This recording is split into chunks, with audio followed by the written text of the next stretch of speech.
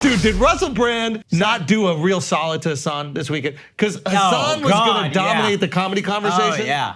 And then Russell Brand came out and he was like, you know what? The British have done enough to Indians over the years. I think that he deserves his reparations. And he slid in and he just took over the news. Son. Do you think that he's been serving out rappuccinos over the last? Don't laugh at that, bro. Sounds like a delicious drink. We can't say that word. I guess you A too many rappuccino? Starbucks points right there. Okay. But do How you, about ratatouille? How about that? do you think that he's been serving up ratatouilles over these years? Because we can't say the word because the word is triggering. The word triggering. It's We also going to get us demonetized. That's what we really care about. So, but what do you think his scenario has been? He might have, I don't know. We'll have to see what the court says and see if they confirm he's been giving out raffle pies. I don't know. I don't know if he's been serving up warm raffle pies to the women of London. I don't know. Okay, can we go over the stories? Okay. Can we just, what exactly are the So stories? 4 women have accused Russell Brand of giving them these Michael Rappaports and No. No. it's a big deal, dude. It's a big deal.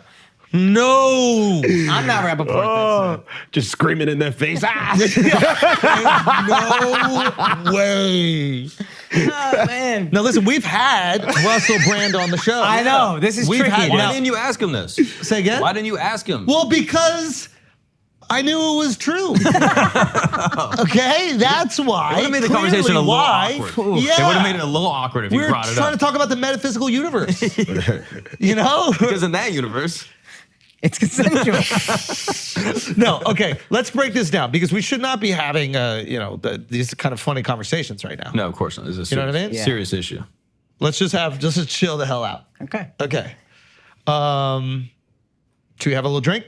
Does anybody have any Srapple? What is Scrapple? Yo, just a little Snapple with some. Snapple? Yeah. Yeah, what's your favorite flavor of it? It's funny because Do You Want to Drink is how most of these cases started. So, But here's the crazy thing. yeah. Sober. Well, he's a sober guy. Used to be a No. drug addict. Not from when these stories are coming out, right? Oh, really? I don't know. My I thought these are understanding is all back in the day when he was a wild He boy. didn't read the No, article. you didn't read the article. He met one of them in AA. I don't mind you not reading, but I do mind you trying to correct someone who read it. Oh, okay. I mean, That bothered me. Yeah, that thank you. bothered me. Thank you. but that's my 70% truth right there. Like, That's emotional truth. Yeah, Hey, come that's on. Russell Brand's new Shout out- excuse, bro. You know what Hey, bothers Russell me? Brand's new excuse This is is my emotional truth. emotional truth is they were about it, yo. 70% of them were about it. Yeah. There's about 30% of them. There was some pretty tart lemonade, but most of it was nice. Yeah, a lot of sweet tea. The thing that bothers me about the emotional truth line is that comedy is actually that. Like if you look at old like Borscht Belt stuff, like the one-liners, like take my wife, please. Yeah. The emotional truth is, my wife can be kind of frustrating, so I'm gonna write a joke that is, and by the way, I finally understood that joke. Bruce Sard explained it to us. It was take my wife, for example. That's the sentence that you would normally say. You know, the women are amazing. Take my wife, for example. But the Women cutoff, are amazing. Take my wife. please. Please. Yeah. So, but the emotional truth is, my wife is frustrating, so let me write a joke about giving her to another man or something like that. The emotional truth is there. That's what comedy is, emotional truth. And then you write a sarcastic or a misdirection or a fable, a lie, punchline that satisfies that emotional truth. So I don't even like him co-opting this emotional truth thing. Because if you look at so many of the great comedians, the emotional truth is there. Like you look at Eddie Murphy doing the half. Yeah. The half joke. Oh, yeah. In Raw. Yeah. Where you're talking about like a woman getting half. Like the frustration that comes out. Look at Bernie Mac talking about his 3 kids and what he would do to the 3 kids. He's talking about hitting them. That's the emotional truth. I don't think he's beating up these little fucking kids. I mean, Black family. Fair enough. But he's not scared of this. he is scared. But let's say he is. Let's say, for example, he is not doing anything, but he recognizes the emotional truth is it's funny to say that he would. Well, I'll beat him to the white meat. He's not going to beat you until that. You know what I mean? But it's funnier. Yeah. Funnier to say it. So I don't like that even being pulled in there because that's pure stand-up. Pure stand-up is not lying about victimization. Yes. And then not satisfying it with a joke. Yes. Like that, yeah, I don't like that. I Also, don't like one that. other thing with Hassan, I just feel The like beard looks great, and he's just a handsome, so fucking guy. handsome, and the hairline. It's How? fantastic. How? Fantastic. How, dude? I like him. I like him. She was racist, bro. She was fucking racist, Hasan, and don't you ever forget it. Yeah. Okay? It really fucking bothers me. Yeah, dude. That thing really fucking bothers me. Because he became like so ingratiated with the Hollywood machine, I also think people are taking it harder on him. You know what I mean? Like if this happened to If you don't someone like else, Hollywood, you're using him yeah, like as the latest. I think he can be seen as a agent of like liberal media, and as a result, there's all these people on the right that are ready to like go at him no matter what. I don't even think Yes. they really care about. I bet you most of them didn't even see the special. He's just a tool. Yeah. He's just a tool for them to hammer away at liberal media. But he Yeah. also used them to get, you know what I mean? Like he used it to get where he was and placated them and played to them. Well, that is another and thing that pandered to them at all turns. I think you should always be wary of, and this is on the right or the left, anybody that 100% toes the company line or the party line. Oh, yeah. And a lot of times it's not even party, because I think Hasan would push back against Democrats, obviously push back against Republicans. But if your philosophy is liberal or Republican only 100%, you should always be a little bit skeptical of what's going on here, because oftentimes that's more of a costume that you're wearing for financial gain. And both sides. This happens on both sides. And the people who are going to still go to his shows are going to be okay with the fact that it was lies because it serves the truth that they want to hear. Exactly. So, yeah, that's something, like you said, always be wary of. I'm sure you've done this 1,000 times, but there were certain people on the right wing that wanted to interview me when Bring Back Pooh came out, and I was like, no, you're out of your fucking mind. You think I'm doing that? 'Cause they're I'm not going to using be you. your puppet. Yeah. You're not going to do this to me, where you want an agenda and then you rope me into it and then I'm a part of that. No. I'm going to be an independent human being who thinks straight. Yeah. And I think if you do that, you're going to get fucked by the other side, whenever the truth comes out. Look at that integrity, just digging. I'm the best. I'm a hero. But I think this a lot of times happens, and the problem is that he did create some really beautiful art. Like I remember watching the first special, and it was beautiful. It was really great. Like the way that they did it, and it was just really good. And but I think the problem is like, and we talked about this before. It's like when you're focused on art, you'll try to stay true and authentic to that art. Yeah. And I think when people get caught up in success or the addiction for fame, you do anything you can to feed that. The coolest thing you did after Infamous is 6 months off of stage. 6 months. Because I wanted it to be pure. I wanted to find the next And thing what I you're doing wanted to now talk is about. so different and so cool. Yeah. That's not happening if you're chasing something besides the art. Yeah, 100%. And listen, we've got some huge advantages. We have a very successful podcast that is going to pay the bills. So we have the ability where we can take time off and find out the next thing that we're passionate about, how we want our art to be reflected, like what we really want to write about. And that takes fucking time. If you just go right back into it, you're just going to rewrite the same version of the last thing you did. And so I think we should take advantage. Not everybody has that. There are some people, they just need to keep pounding the road because they got fucking kids, they got mortgages, they got to keep doing it. So, but I think this is a good example of, wow, that works so well. How can we beat that? What if I don't have a story that's as good as that? Let's say the first one was real. What if you don't have another story that's as good as that? Yeah. Well, that's what people want. We have to deliver that. We've shit on her on this pod and all that, but I will say this. I watched Hannah Gadsby's both her specials. The second one, she said something that was very self-aware. She was like, dude, if I had known trauma was going to make me so much money, I wouldn't have used it all up in the first thing. And that immediately makes you trust her, where you're like, oh, she at least acknowledges. And now she just does, like, the second one is like a comedy special. It's hers, but it's not like some traumedy thing. It is just like, we're trying to be funny, whatever, it's personal. But like, I can respect trying to do it differently than Exactly. And if you found out that Hannah didn't tell the truth about that thing, About the things that happened. she had so much success with, obviously there'd be like this icky feeling. Yeah, and I also think putting the person out, like if she put the person up that did it and was like, here's his picture and it's blurred out, and then people were able to dox him and his life got ruined and then it came out and none of it was true, you would look at her and be like, that's fucking crazy. It's crazy, yeah. That's crazy. Yeah. So I think it's okay to have this reaction. And I think Hasan has to take this, and this is the bed you made. But I don't think that his career is over. Should he quit stand-up forever? Is he a No, I terrible think you person? should just go back to doing stand-up. Like, do stand-up where you can, more take these liberties with jokes. You know what I mean? Like, actually reverse what you're doing. You know, I think he's going like, here's the tough emotional thing right here, and then there's no joke at the end of it. Like, just use these tough emotional things as the joke. You know what I mean? Like, your daughter finding this powder in it immediately, and you know, you're finding a powder in an envelope, right? And you having to like remove your daughter so you could snort it, or you know what I mean? Like, whatever. That's the joke. It's like, she's already into this. America's corrupting them. Blah blah blah. Not, oh my God, there's anthrax. The world is so racist, and look what's happening to me. Yeah. You know. His next special could be fire.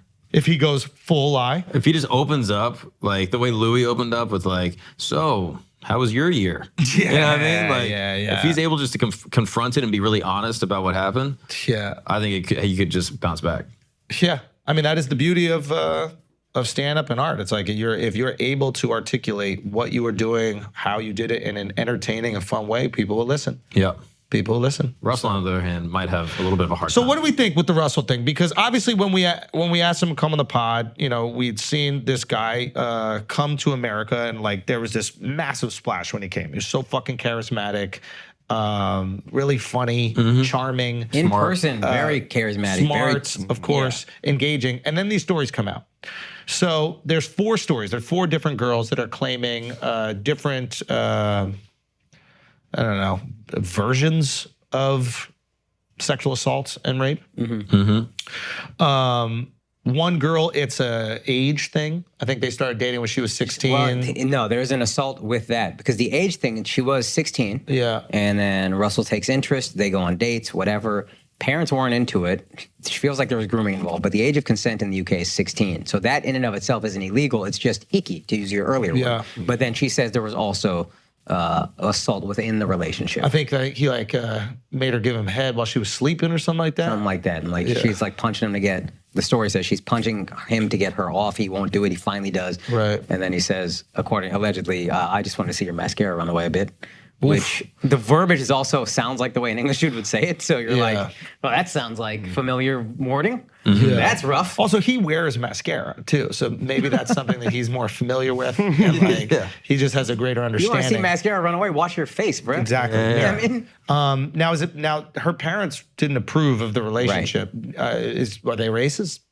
I think they are racist. I think they could be I think he racist. showed up at the door. Yeah. And then her parents were like, I don't think it's a good fit. Yeah. He was dressed as Osama bin Laden again. No way. At the time of when he went on a date with her. That's why. No way. They said, we don't want you marrying a Saudi, Pakistani guy. And then they weren't allowed to do it. Nothing to do with Osama. No. It's just the fact that he's brown. Exactly. So here's the thing about it that's obviously tricky is, and he brought up something that I thought was quite interesting. It's when he was working at Channel 4, I guess, which is like a British channel. It's a British, one of the news channels or whatever. I think Channel 4 was one of the organizations behind this expose. And it's like, so when I was working for you, you didn't care to do the background check to find out if there was any legitimacy to this. You were arguably protecting me from some of these allegations. And now that I'm not working for you, now that I'm going against the mainstream media, now that I'm pushing back against the narratives that you push, all of a sudden you're willing to come forward with this article, which is, I understand. Also, these 4 women only came out when approached by the journalist. So they weren't coming out on their own accord. No, one of them tried to, she went to the clinic and got the anti-rape kit, or the rape kit or whatever she got the rape kit, but then she chose not to press charges and pursue it.